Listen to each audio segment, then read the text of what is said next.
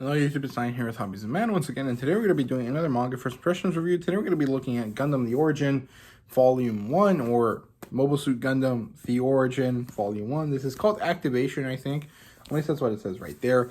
And this is a little bit different from what I thought it was going to be, but we'll talk about that later. Let's talk about the general book facts first, and then we'll look into everything properly. So, yeah, let's look at the book properly. So there you go. This is what the book looks like. Here is the spine. Here's the back. Very cool. And it's written / drawn by a load of people. So the main person that is being credited here is Yoshikazu Yasuhiko, who I think was the original designer for the mobile suits in the original TV show. He also happens to be a mangaka and worked on some classic sci-fi manga, sci-fi anime from the back in the day. However, the original story is by Yoshiyuki Tomino and Hajime Yatate, and the mechanical design of this version, I think, is by Kumo Okawara, and that's because the mechanical design here looks a little bit more realistic, I guess, than the original series, as you guys can see right there. There's a lot more panel lining and kind of stuff that kind of shows you that there's a lot of things going on. There's a lot of detailing on this mobile suit that wasn't in the anime or the anime compilation movies. So yeah, and this is published by Vertical, as you guys can see right there, which is a offshoot of Kodansha nowadays, if I remember correctly, which is kind of interesting. Somehow Kodansha happens to have the best books, but also the worst books in the American manga industry. It's kind of interesting. And the demographic is shonen, which is interesting. I thought this was more of a seinen, but it's a shonen. It's it kind of makes sense, I guess. There really isn't any major like death scenes. Like, there's a lot of death, but there's never any proper blood. So yeah, the genres here are mecha, space opera, and sci-fi. And, of course, all of those are basically the same thing, but, you know, they kind of mean slightly different things, so, yeah. And this does have an adaptation, a modern adaptation of the Gundam The Origin movie, or Gundam The Origin manga. However, the Gundam The Origin manga is based on the original with, like, added scenes and stuff like that, so, yeah. However, that's actually kind of the reason why I was surprised when I started reading this, because my understanding of Mobile Suit Gundam The Origin was that this was a prequel series that explains stuff up to the beginning of the anime series. However, that is not the case. It is actually a reimagining and retelling of the original manga series, or the original anime series, sorry. So it actually follows more or less very closely with the anime. If you guys have seen the anime compilation movies that are available on Netflix, I watched the first one. I thought it was fucking horrible. Like, it was so boring. Because, you know, Gundam is about giant mobile suits, and there was actually a distinct lack of mobile suit action in the movie. However, it did focus very unnecessarily on this Amuro character, the main character, and his weird ass, like, PTSD moments, which, like, I think I understand completely what they were going for. They were kind of looking at the horrors of war and the issues of this, like, child soldier. And I definitely understand and appreciate that. However, the way they did it was so fucking boring, so bad, so annoying. And it was just not really enjoyable, because it was like, okay, man, you can freak out after all of the action has finished. But he was freaking out while the action was happening. And it's like, well, that doesn't really make sense. Or maybe it does make sense, but it wasn't really actually useful to moving the story along.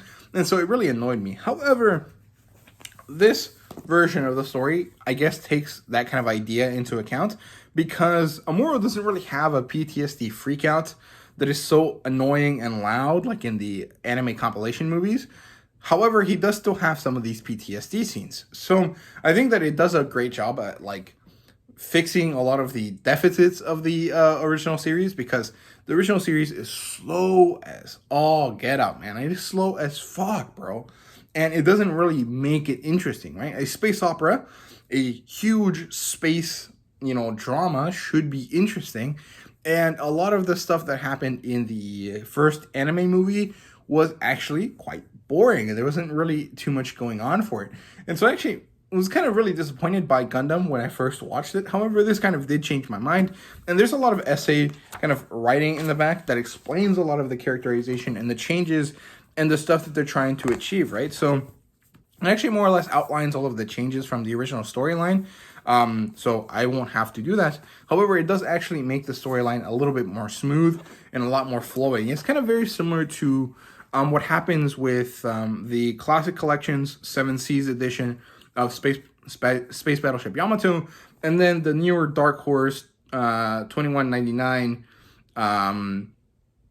version of the story. It's kind of like the same story, but with added scenes and added context in order to make the story flow better, because, you know, at the end of the day, a lot of the early sci-fi anime and manga were very much not very clear about what they were trying to tell you, even though they did manage to tell you quite a lot, right? So, yeah, the story starts at Side 7, a kind of asteroid, I think, that it was turned into a base. It's supposed to be kind of just a living area where a lot of scientists join together. However, it actually turns out to be this secret mobile suit development region that then gets attacked by a bunch of Zeon, Zaku, what's it called? Mobile suits, because they know that there's something going on here and they are trying to figure out. However, one of these RX-78 development units or prototype units manages to attack them, and then we get the proper start of the story the way that we saw in the movie, right? We see Amuro kind of wake up and be what's called chided by Frabo, and then we get to see that the whole Side 7 just starts exploding, and then Amuro somehow ends up on the RX-78 2 unit, and now he has to battle, you know, all of these Zaku guys, and eventually he makes it to White Base, and from there, White Base takes all of the refugees that they could find, and they start traveling, and they get attacked by Char and his little group of Zeon mobile suits, right? And so we get to see this whole situation, and it actually, this first volume goes all the way to the end of their first confrontation, their first major confrontation, where Char ends up and he contacts the young Gamba admiral guy. I can't remember his name, but it basically is like 2/3 of the movie, of the first anime movie, if not a little bit more. So it actually tells you a lot about the story in a very concise way, and it's actually not very reading heavy. There's a lot of atmospheric kind of scenes where you just get to see, you know, the character facing off against another character, and you get to see all of these situations kind of unfolding before your eyes without it really having a lot of text. And I actually quite like that. I think it kind of adds a lot to the space opera feel, right? There's a lot of moments where they're just on backgrounds, and they're just like in space doing something, and they're just having their moments between the fights, and I really liked that. I thought that it managed to convey a very atmospheric, very large and expansive feel without having to deal with some of the drawbacks of doing that. So I think it did a great job, right? So yeah, that's all I have to say about this. Actually, the edition is godlike. It's hardcover. It has a lot of color pages. All of the pages are actually like have like a plastic coating on them, so they're very much similar to comic book pages, and they're all mostly in black and white. However, there's a few color pages here and there spread out across the volume. Here, let me fix this.